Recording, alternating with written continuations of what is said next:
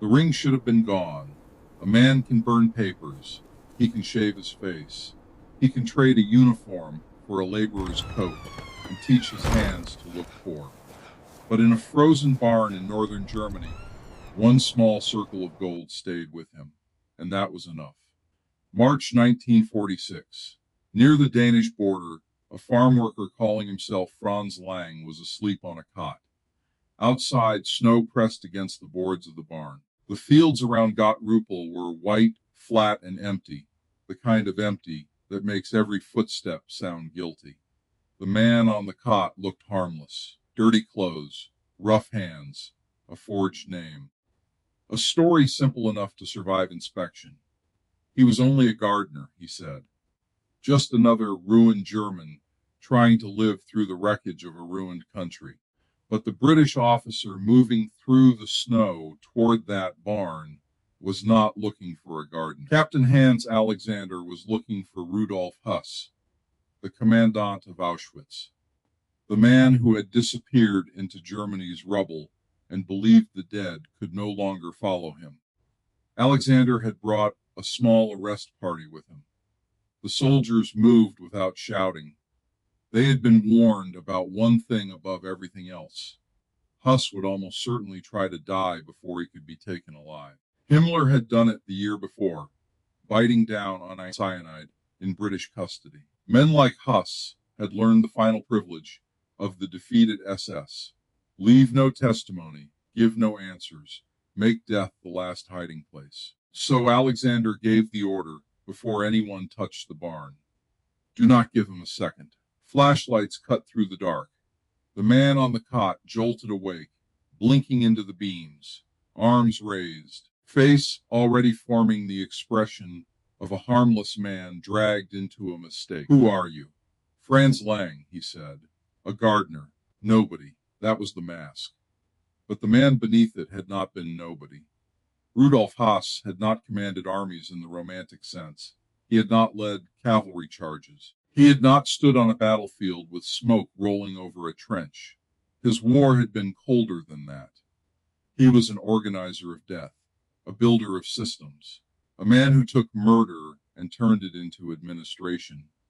At Auschwitz, he expanded the camp, managed the killing process, and helped turn human extermination into an industrial routine. When shooting was too slow, he accepted gas. When the bodies overwhelmed the available capacity, he pushed for larger crematoria. When murder became a logistical problem, he treated it like one, not as horror, not as sin, as throughput. And when the day's killing was finished, he went home. His house stood close to the camp perimeter. His wife kept a garden. His children played within sight of the machinery their father helped operate. Smoke and ash moved on the wind. The camp was not a rumor beyond a mountain. It was next door. That was the life Höss had built. A family garden on one side, a killing center on the other, and somehow inside his own mind, the two were allowed to exist without touching. When Nazi Germany collapsed in 1945, Höss did what men like him did when the system that protected them broke apart. He ran. He took off the uniform. He changed his name. He hid as Franz Lang. He buried himself in farm work in the far north of Germany, close enough to Denmark to feel almost gone, but not so far that he had to lose everything. For 10 months he vanished. The Allies had lists. They had captured documents. They had witnesses, reports, transport records, photographs, and mountains of evidence, so large they barely looked human anymore. But the man who had run Auschwitz was missing. Some thought he had died. Some thought he had slipped out of Europe. Some thought the trail was simply cold. Captain Hans Alexander did not accept that. He was not a detached investigator studying a file. Alexander had been born in Berlin to a Jewish family. He had watched Germany change around him before escaping to Britain. He had returned in British uniform, not because this hunt was abstract, but because history had placed a weapon in his hands and a duty in front of him. By 1946, many soldiers wanted only to leave Germany behind. Alexander stayed. He drove from town to town through the broken Reich. He questioned prisoners. He followed rumors that dissolved when touched. He read names and aliases late into the night. And slowly he came back to one simple human fact. Höss might abandon a uniform. He might abandon a name. But he would not easily abandon his family. Find the family. Alexander believed, and you would find the man. The trail led to Hedwig Höss and the children, living north of Hamburg in a bleak old sugar refinery. They claimed Rudolf was dead. They said the husband and father had disappeared in the final chaos of the war and never returned. Hedwig held to the story. She was not naive. She had lived at Auschwitz beside him. She had received guests while the crematoria worked. She knew what her husband had been, and now, facing British questioning, she protected him with the same hard discipline that had allowed a household to run beside a death camp. Alexander tried the ordinary methods first. Questions, pressure, repetition, silence. Nothing worked. So he changed the atmosphere of the room.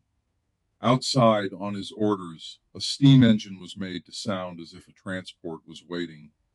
Hedwig could hear it through the walls. Alexander placed paper and a pencil in front of her. Then he told her she had minutes to give him the location of her husband. The story that had survived questioning could not survive the sound of that engine and the sight of her children nearby. Her hand moved. Gottrupel, a farm near Flensburg.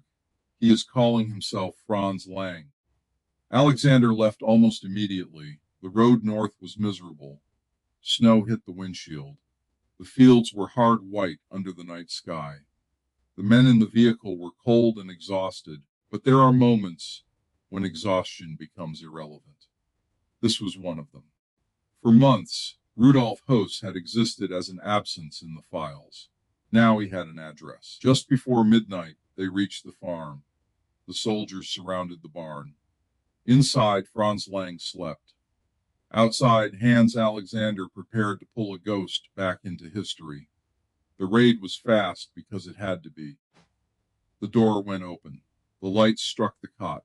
The man was pulled down before he could reach his clothes. Later, they would find why that mattered.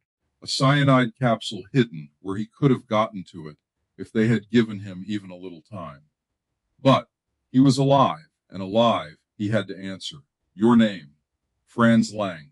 He had papers. He had the voice. He had the act. A simple laborer. A confused innocent. A man wronged by soldiers who had barged into the wrong barn.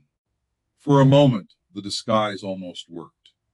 The man on the floor did not look like the Commandant of Auschwitz. He looked thin, tired, dirty, frightened. He had the hands of a worker now. Months of farm labor had given the lie some texture. That was the danger of the mask. It did not have to be beautiful. It only had to be ordinary. Alexander watched him. Not the papers. Not the trembling face. Not the rehearsed story. He watched the hand. On one finger was a pale mark where a ring had sat for years. A missing ring leaves a second ring behind. The skin remembers what the liar removes. Alexander asked where it was. The man said it was gone, lost years before, but there was something in his fist, a small guarded pressure. A secret curled in the palm. Alexander demanded the ring. The man refused. He said it would not come off. He said he had worn it too long. He said it was stuck. Alexander drew a knife. Then the finger comes with it. The performance collapsed. Slowly, painfully, the man worked the gold band loose and handed it over. Alexander turned it toward the light. Inside the ring were two names, Rudolf, Hedwig. The gardener was gone. The man on the floor was Rudolf Höss. In that moment, the false name did not fail because of a clever code or a complicated intelligence breakthrough. It failed because Höss had tried to keep a piece of the life he believed he deserved. He could discard the uniform. He could deny the victims. He could erase the title. But he could not let go of the marriage, the household, the family world that had existed beside the smoke. That ring had survived every layer of the escape, and now it had betrayed him. For the soldiers in that barn, the discovery was not a clean procedural victory. Some of them were Jewish refugees. Some had lost family. All of them knew enough about the camps to understand that the bleeding man in front of them had not merely followed events. He had helped build one of the central machines of the Holocaust. For a few minutes, rage took control. Fists, axe handles, bodies closing in. Höss curled on the floor, covering his head. He may have believed he was about to die there, in the straw, as Franz Lang, the name he had chosen to escape himself. Alexander stopped the beating, not because he pitied Rudolf Höss, because death in that barn would have served Höss too well. A dead man gives no testimony. A dead man faces no witnesses. A dead man becomes silence. Alexander wanted the opposite. He wanted the world to hear what Auschwitz had been from the mouth of the man who ran it. So Höss was pulled up, bleeding and alive. He was loaded into custody, and the mask was finally over. At Nuremberg, Rudolf Höss did not sound like a man crushed by conscience. That was what made him so chilling. He spoke with the flatness of administration. He described gassing, crematoria, orders, capacity, procedure. In sworn testimony and statements, he gave numbers in the millions as if he were correcting an inventory. The horror was not that he sounded like a monster.